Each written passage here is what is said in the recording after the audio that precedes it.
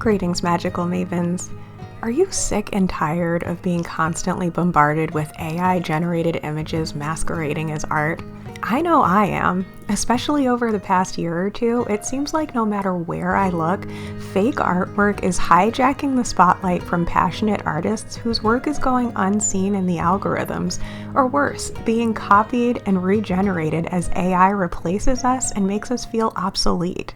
Even if you're not an artist yourself, there's a good chance you've been negatively affected by AI in some way, or at least annoyed by it, whether it's fooled you into believing something untrue by charading as real pictures, or if you're just trying to unwind after a long day of work while getting inspiration on Pinterest, but your feed has been clogged up with a bunch of creepy fake pictures that don't inspire you at all because you can just tell they have no soul. It can be really frustrating, not to mention scary, when we think about the potential consequences of a future where AI continues replacing human expression and skill. But as I try to do with all things in my life and witchy practice, instead of letting this startling reality of non-reality paralyze me, I've instead chosen to see the hidden blessing it may hold. After all, one of my core principles as a witch is to see life through a magical lens. My motto is that our perceived weaknesses and imperfections are our greatest gifts and blessings in disguise. And sometimes our biggest challenges in life secretly hold the keys to unlock our greatest superpowers and most ideal path forward. If that is, we're able to balance the light and shadow in our lives and shift our perspective away from fear and toward wisdom and creativity. It's not about denial of the shadow, it's about awareness and the choice of transformation. While this disturbingly fast exponential growth of AI feels very new to us, the truth is, life has always presented similar challenges for the role of art and artists in society. Of course, tactile, man-made art was always the only option until recent times, but even as far back as classical times, those in power often got to decide what kind of art was considered valuable in society, and even the well-paid masters of the arts were obligated to comply with whatever agendas and propaganda their commissioners commanded of them. Often even having to reproduce copies of existing artwork instead of having the freedom to express their own inspiration and style. And technology has always played a role as well in some way or another. When it came to making a career as an artist throughout history, this path was often only an option for those who could afford the time, not to mention the top-notch training and equipment of the day.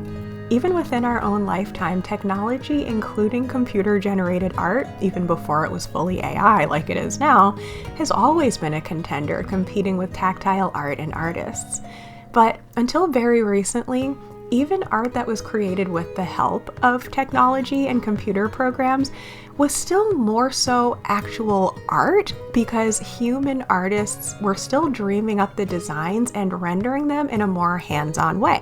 I myself learned to do this when I was in college and still use technology in the art that I use for my journal designing business.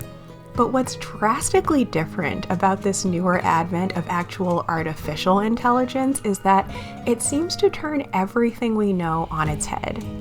On the one hand, it allows literally anyone to gain access to software that imitates what society seems to see as quote-unquote good art, completely getting rid of all the past barriers to entry when it comes to creating images. It seems to some like an instant fix for filling space with pictures that would have cost time, energy, and human resources in the past, opening up more opportunities for folks who aren't particularly quote-unquote creative to get ahead in ways that were never possible before, which might seem nice. But on the flip side, the dire consequence, one of many, is that it simultaneously seems to discourage real human creativity, especially for content creators who rely on visuals to capture views and grow an audience.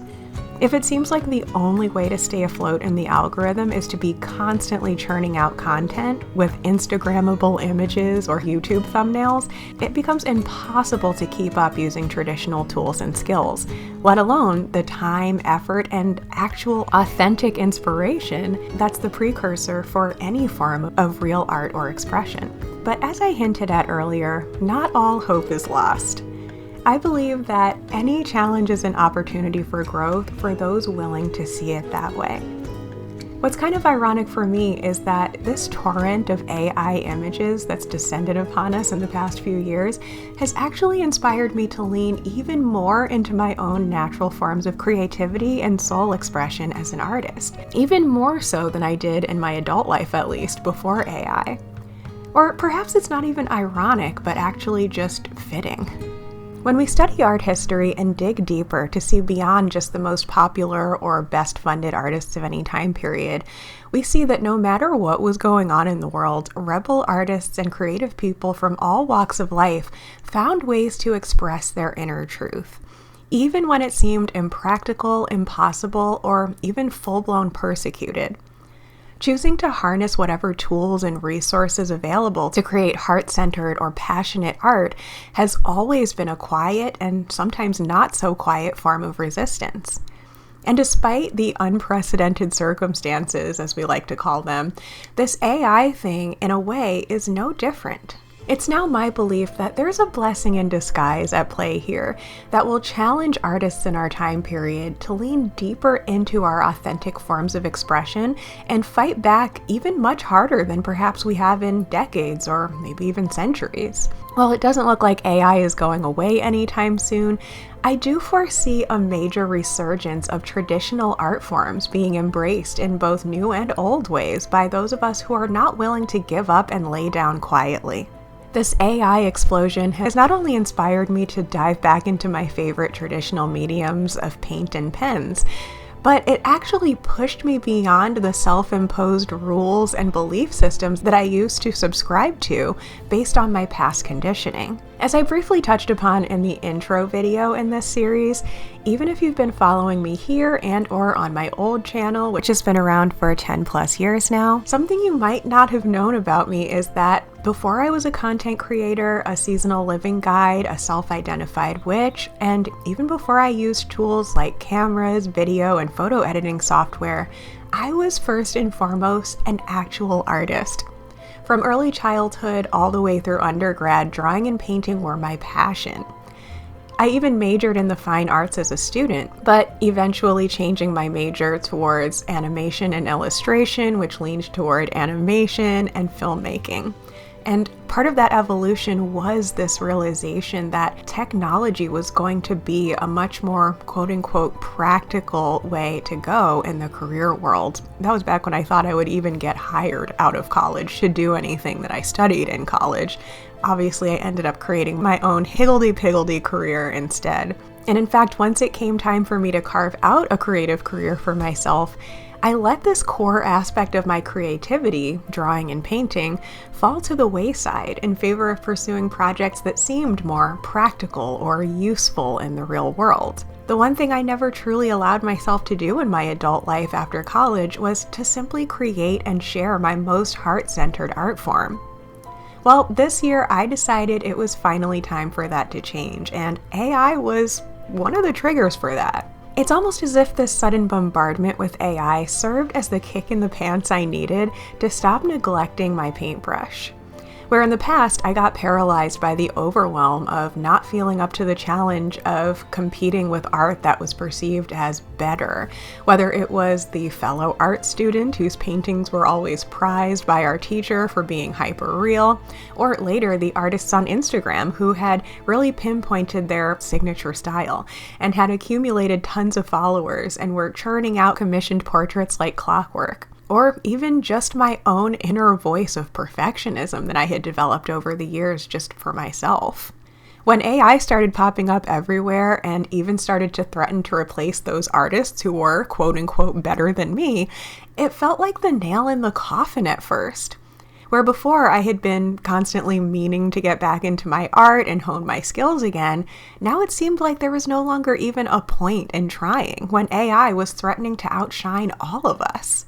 But then, it finally hit me what a gift this really could be.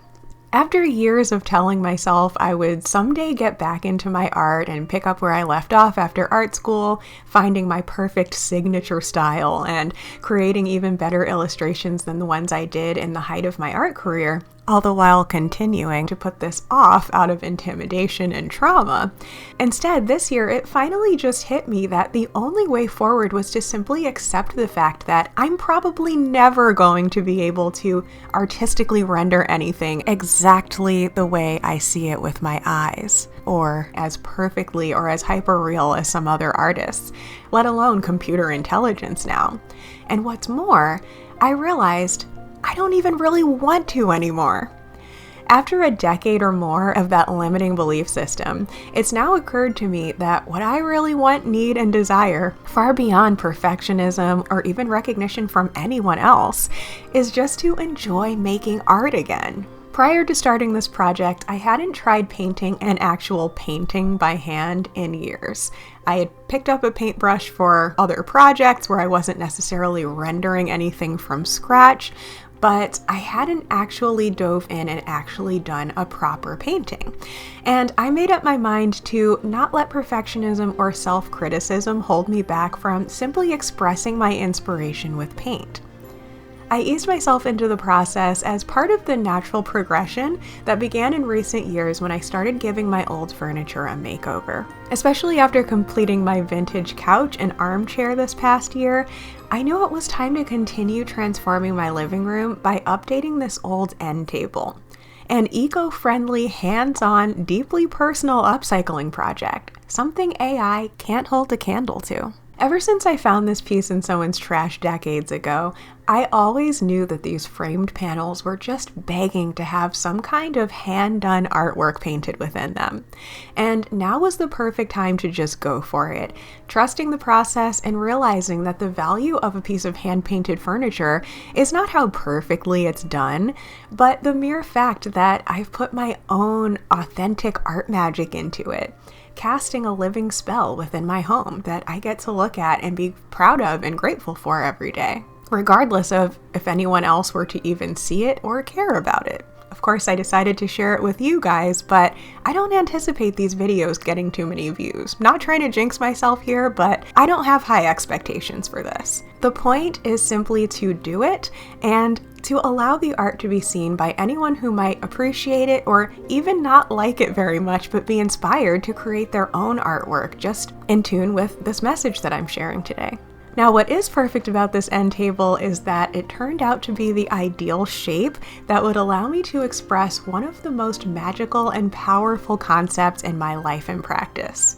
Arguably, the most magical and powerful concept in the world, and something myself and the world clearly needs to honor and appreciate even more in this age of AI. Nature. I transformed this 8-sided table into an ode to the natural cycles of the earth and cosmos. And of course, if you're a fellow witchy or pagan-leaning folk, you know I couldn't not turn this 8-sided table into a tribute to the 8 seasons we recognize on the pagan wheel of the year. Initially, I thought I might take the easy way out and simply come up with some symbols to abbreviate the concept of each of the 8 Sabbats, or worse, print off some vintage artwork that I felt could represent each season. Not that there's anything wrong with that, and in fact, I love some furniture makeovers where people have done that who might not have the skill to paint or draw, but that's not me, at least not for this project. The more I felt into it, the more I knew the easy way out just wouldn't do. I knew it would be far more fun, fulfilling, and fabulous to just do the hard thing and actually paint a landscape for each season, including all the little details I love about every time of the year. I was a bit intimidated at first because even when I was a well-practiced art student, landscapes had never really been what I felt was my strongest suit. There always seemed to be so much pressure to get it right, to perfectly mimic a nature scene, fussing over every little detail and trying to render everything in the right scale and perspective to seem realistic. But for this project, I said F you to that voice of self-doubt and gave myself full permission to make it as cartoony and unrealistic as I needed to just have fun and create something imperfect and human. And I felt a deep sense of myself return that I had been disconnected from for years. With the exponential growth of AI in the past couple of years, myself and so many others are already so deeply tired of seeing it. So much so that some of us are having a renewed sense of appreciation, even for the most imperfect styles of art from the past that we might not have given as much love to before. And better yet, many of us are now honoring and allowing space for our own imperfection as the human artists that we all are.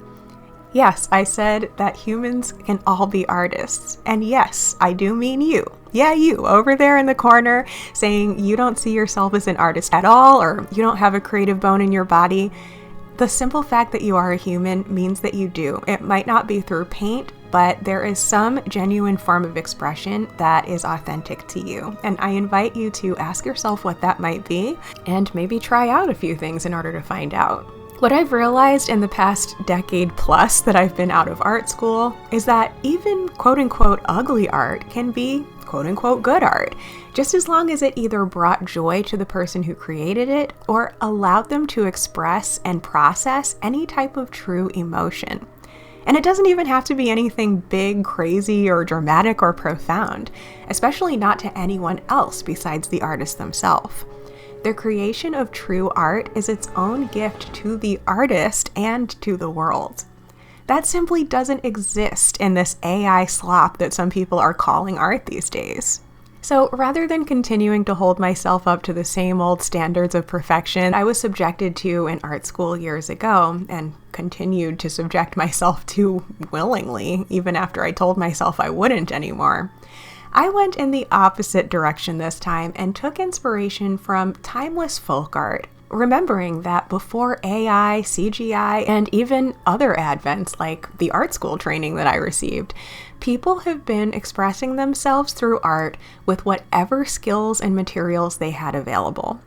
In times past, no one was judging cave paintings, goddess figurines, or even necessarily book illustrations on how realistically rendered or trendily aesthetic they were. Now, I'm seeing real artwork, however imperfect it may be, as something to be appreciated, honored, and encouraged simply for the mere fact that it was created with human hands by a human soul. And for me, part of being a magical person is not only embracing the natural magic that we each have within us as humans, but also doing our best to be good custodians of Mother Earth. One of the biggest downsides of AI, along with its trend of replacing human creativity, is that it's also really bad for the environment.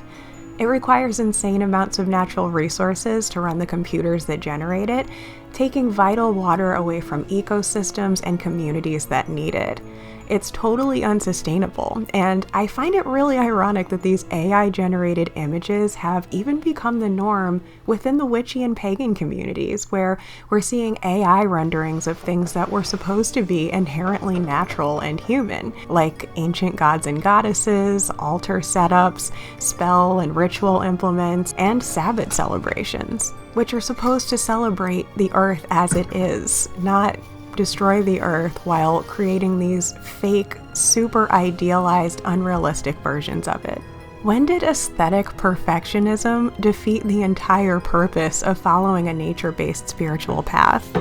Now, if you've ever used AI imagery for any reason, I am not by any means saying that you're a terrible person and that you don't deserve to be a witch or anything crazy like that. I'm just feeling passionate about this subject and think it's important to share this here and hopefully inspire folks to maybe evoke our earth magic in the best way possible for ourselves, for our communities, and for our planet. But what are your thoughts on all of this? Have you experienced anything similar to my story? Are you still feeling totally daunted by AI, or are you doing your best to fight back by leaning more into your humanity? It's my hope that this video series inspires folks to do so in whatever ways are most authentic to their own personal natural magic. If you haven't caught it already, I also invite you to check out the first video in this painting series, where you get to join me for the creation of the autumn equinox panel and actually come along with me to see what I got up to in between of painting sessions, where you get to see some of the actual inspiration that I draw from nature along the way. And if this video inspired you, please be sure to support my channel by liking the video and subscribing to catch the upcoming winter solstice painting. And I'd love it if you could also share this video with someone if you feel they can appreciate this inspiration, whether it's the AI conversation or the project idea or anything else about it that you found valuable. And be sure to let me know what you thought of this video in the comments. Thank you so much for watching, and a blessed November's Eve /Samhain/Halloween. And until next time, blessed be.